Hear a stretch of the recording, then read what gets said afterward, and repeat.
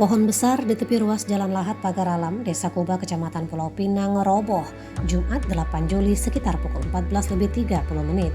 Pohon tersebut mengenai tiang listrik yang ikut roboh menutup ruas jalan. Apesnya, tiang listrik yang roboh itu menimpa sepeda motor.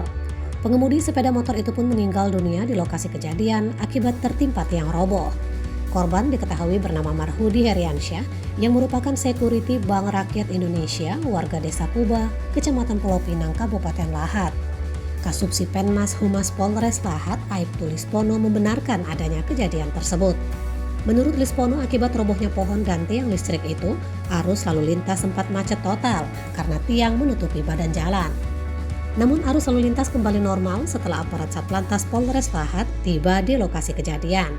Lispono meminta masyarakat agar lebih waspada mengendarai kendaraan karena rawan pohon roboh, terlebih di saat musim hujan. Fadli Boy melaporkan dari Kabupaten Lahat.